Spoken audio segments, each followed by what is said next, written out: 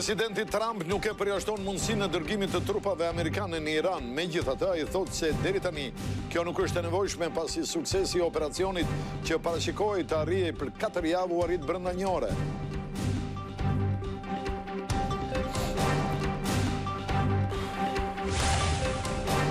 Sulmi amerikano-izraelit në Iranit është përhapur edhe në vende tjera të lindjes mesme. 52 të vrarë u shënuan në Liban nga sulmet e Izraelit ndaj Hezbollahut, ndërsa në Iran numri i viktimave ka shkuar mbi 2000, ku 1500 janë pjesëtarë të gardës revolucionare.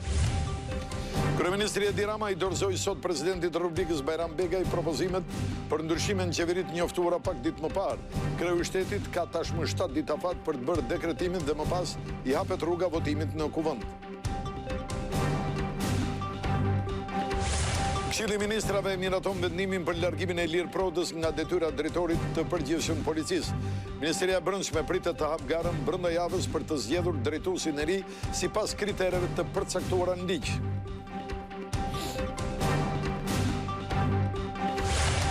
Lufta në linjën e mesme po prek edhe futbollin. Kampionati iranian është stopuar dhe 2 lojtarë shqiptar, Lushkja e Hasani, janë larguar, ndërsa presidenti i Federatës Iraniane e sheh me skepticizëm pjesëmarrjen e vendit të tij në botror.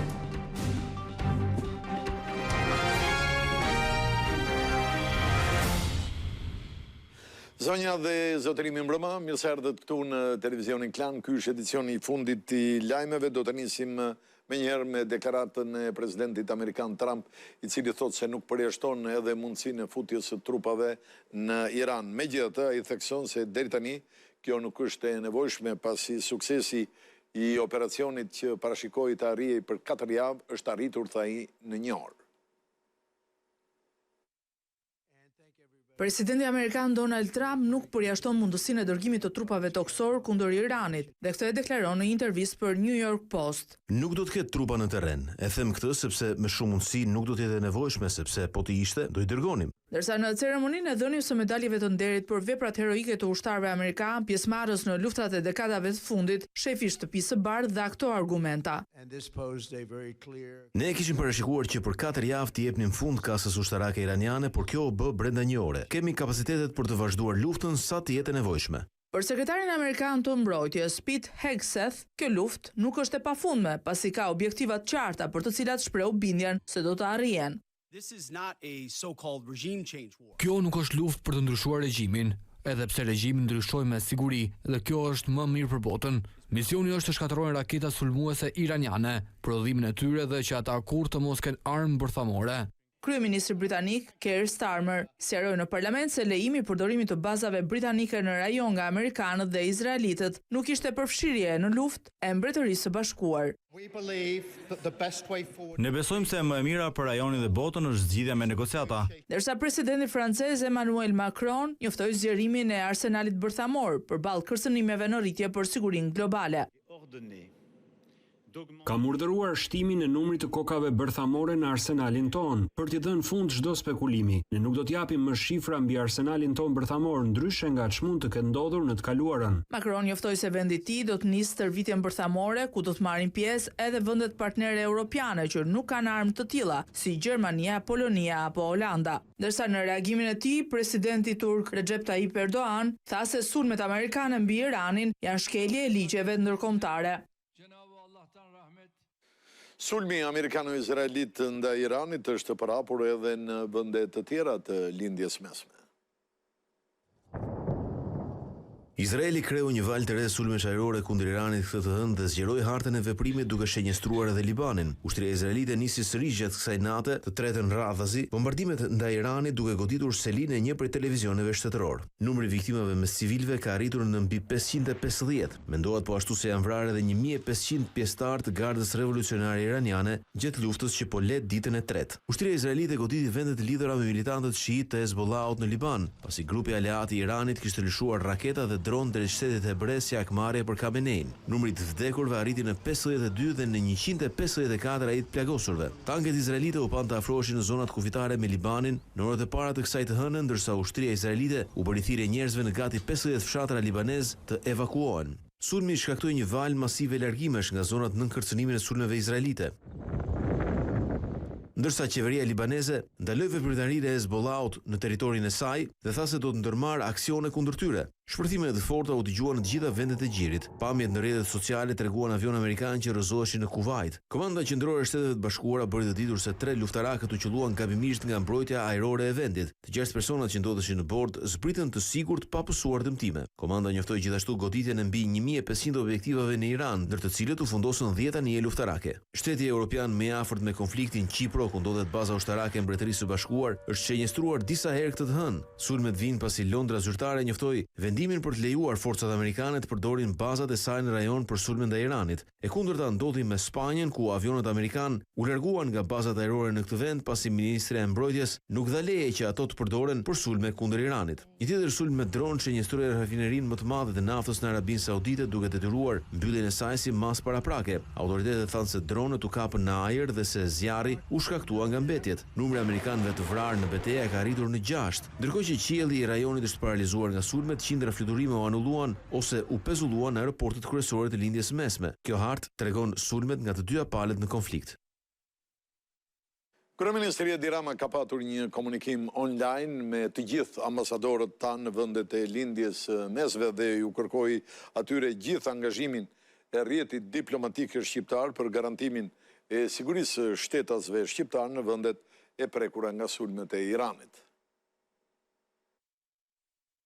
Përshkallëzimi i situatës në lindjen e mesme ka bërë që edhe qeveria shqiptare të nisë koordinimet për garantimin e shtetasve shqiptar që janë rezident apo që ndodhen momentalisht në këto shtete. Kryeministri dhe ministri i jashtëm në pritje të dekretimit Ferit Hoxha kanë zhvilluar një komunikim online me të gjithë ambasadorët e Shqipërisë të akredituar në vendet e prekura nga konflikti në lindjen e mesme. E mira është që të mbajmë kontakte, të kemi dator të regjistruar, të kenë mundësinë të kenë kontakt në çdo orë me ambasadën, sepse ne jemi ata që do të mund të ndihmojmë ata dhe të shërbimi publik shqiptar është jo vetëm krye detyrës, por është absolutisht në më të mirën e vetes në çdo moment kur ka nevojë për ndihmuar shtetin tan.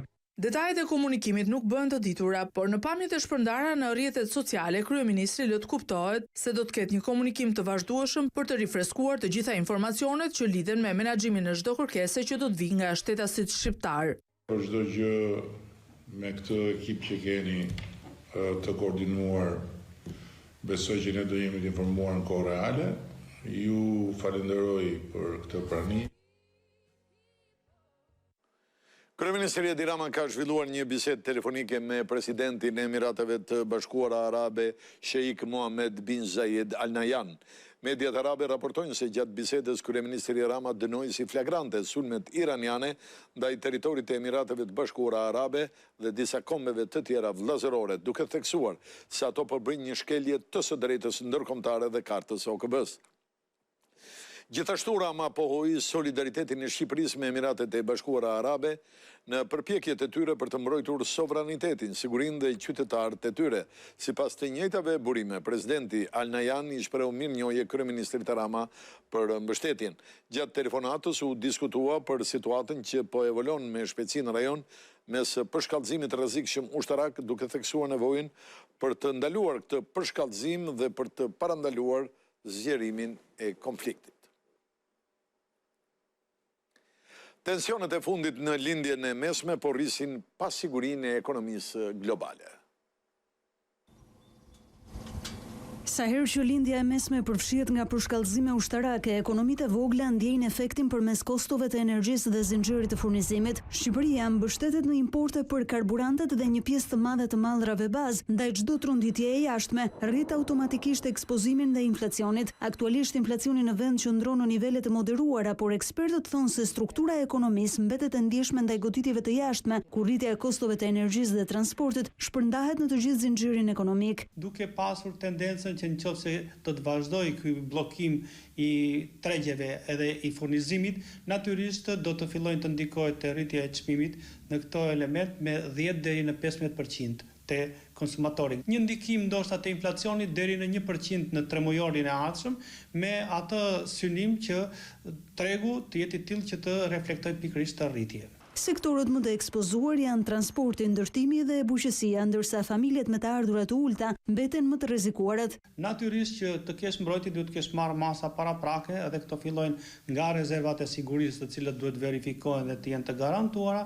te masa të planifikuara për subvencione të targetuara për ato kategori që mundet të preken nga një rritje menjëhershme të çmimit. Nëse tensionet vijojnë, presioni mbi çmimet mund të kërkojë reagime dhe nga Banka e Shqipërisë për të ruajtur stabilitetin.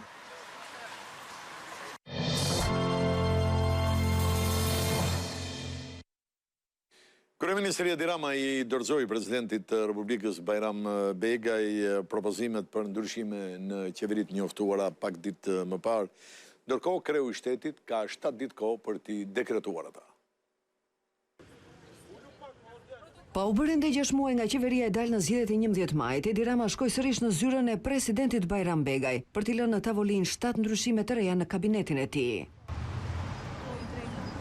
Rama e Begaj u takuan për afro 40 minuta në Pallatin e Brigadave, ku kreu i qeverisë dorëzoi për dekretim shkarkime dhe emrime të reja në kabinetin qeveritar. Procedura kushtetuese parashikon 7 ditë afat për dekretimin e emrave të rinj në kabinet, të cilët më pas kalojnë për votim në parlament, e ku për miratimin e tyre nevojiten 71 vota. Pas votbesimit në kuvend, ministrat e rinj betohen tek presidenti Begaj për të marrë detyrën. Shkarkimet dhe emrimet e ministrave u njoftuan në mbledhjen e përbashkët të grupit parlamentar të Partisë Socialiste me kabinetin qeveritar që u mbajt në 26 shkurt, ku Edi Rama vendosi të zëvendës kryeministren Belinda Balluku me Albana Koçiun, e cila duhet të lërë ministrinë e brendshme që drejton aktualisht.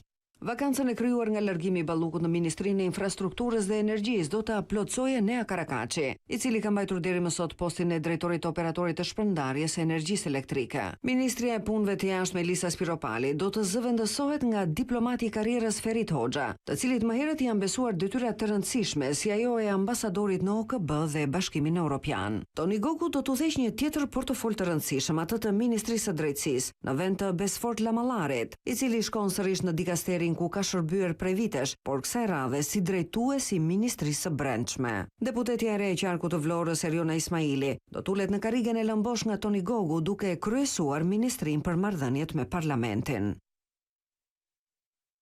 Partia Socialiste do të mbledh mëngjesin e nesër kryesinë e saj në Selin Roz.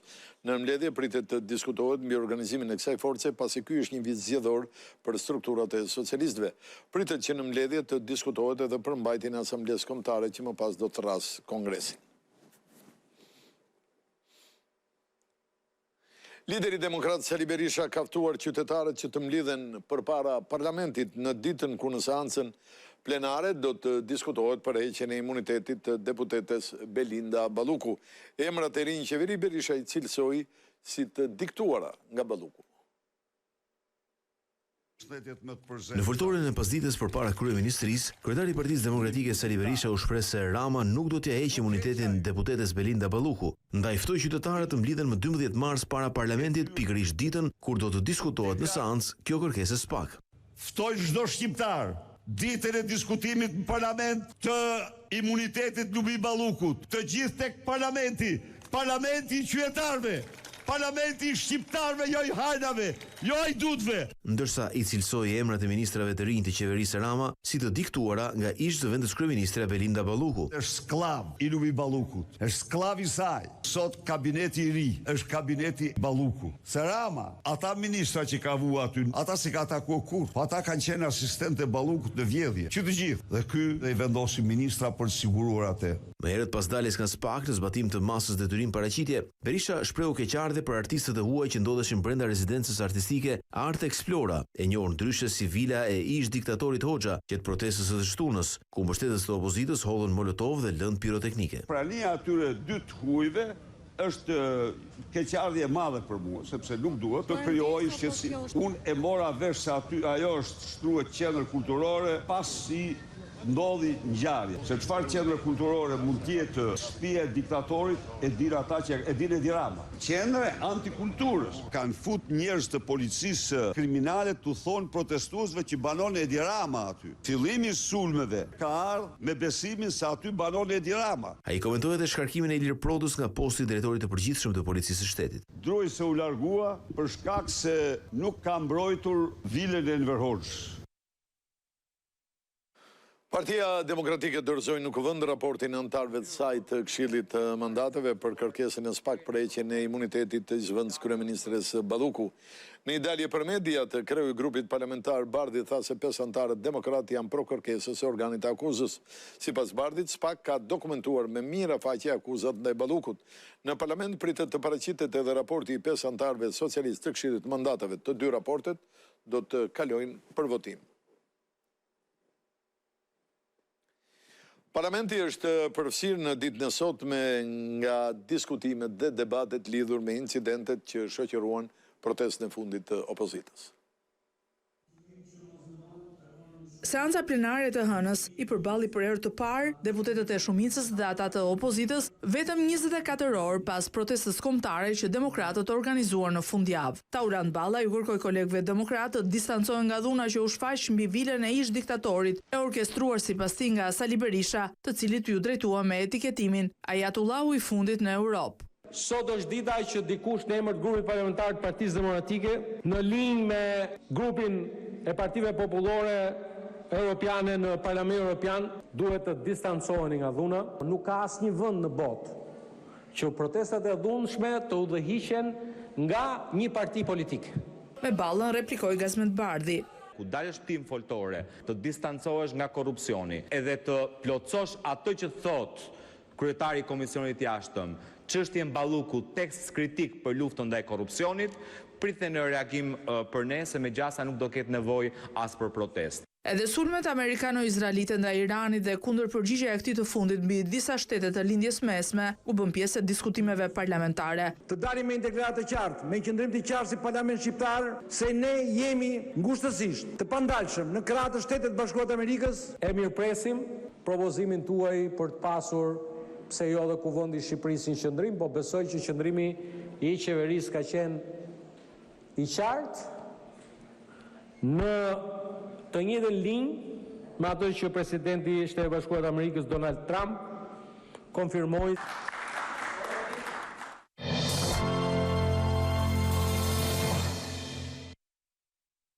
Këshilli i Ministrave ka miratuar vendimin për largimin e Ilir Prodës nga detyra e drejtorit përgjithshëm të policisë.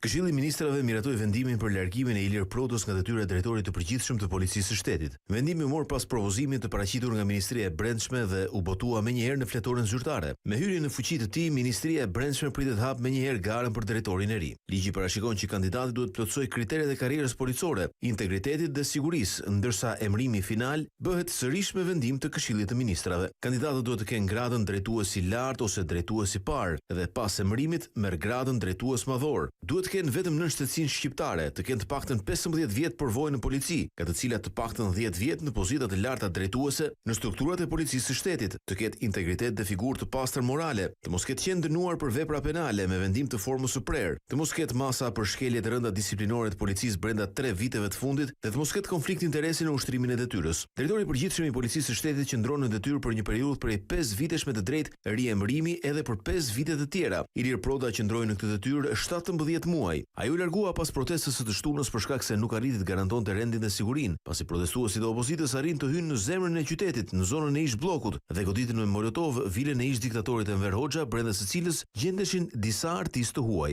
Deri në zgjedhjen e drejtorit të ri, në detyrë është komanduar nga Ministria e Brendshme, zëvendës drejtori Sokol Bishga. Pas 11 ditë në Arati, policia ka mundur të arrestojë autorin e vrasjes me thik të Egli Pashollarit në Tiranë. 40 vjeçari Gazmend Buçpapaj qëndronte i fshehur në një banesë në vendlindjen e tij në Tropoj. Hapet nesër në mesditë rruga e re provizore në vendin e dëmtuar në aksin Librazh Prenjas. Aksi Librazh Prenjas i bllokuar prej disa ditësh do të hapet për qarkullim të martën. Rruga e re alternative që do të mundsoj kalimin nga njëra anë në tjetrën do të jetë aksesueshme duke filluar nga ora 12. Segmenti i ri do të jetë i hapur për të gjitha mjetet. Ne kemi 4 ditë që e mbajmë në testim në presion të vazhdueshëm me të gjitha mjetet e rënda, ku gjatë mbrëmjes djeshme janë vendosur dhe si autokolon, kjo për të bërë ngarkesën maksimale gjatë këtij aksi. Autoriteti rrugor shqiptar ka publikuar projektin e segmentit të ri alternativ, ai do të jetë bus shkumbinit përgjatë trasesë së hekurudhës. Në video shihet edhe një ilustrim që tregon se rrëshqitja ka nisur nga poshtë. Siç duket në pamje, rruga e re 1.3 kilometër e gjatë që paraqitet e vijëzuar në ngjyrë të gjelbër dhe të verdh, do të shtrihet përgjatë trasesë së hekurudhës ekzistuese Elbasan-Pogradec. Ndërkohë, sipas planit të ri, punimet fillestare për të cilat po punohet aktualisht kanë të bëjnë me gërryerjen e të gjithë shpatit që pësoi shembje, me qëllim krijimin e bazamentit buzështratje të lumit Shkumbin. Më herët u devijua edhe lumi Shkumbin për të krijuar hapësirën e nevojshme për ndërtimin e aksit të ri, ndërsa me hapjen e terrenit do të vendosen edhe sondat për realizimin e studimit të detajuar gjeologjik, ku do të bëhet vlerësimi teknik i zonës pas rrëshqitjes. Aksi Librash-Prenjas qëndron i bllokuar që për 21 shkurtit, pasi ura e rrugës nacionale pranë fshatit Dragostunj pësoi dëmtime të parikuperueshme. Këtu përfunduam, zonja dhe zotërinj, ju falenderit për vëmendjen. Natë mirë.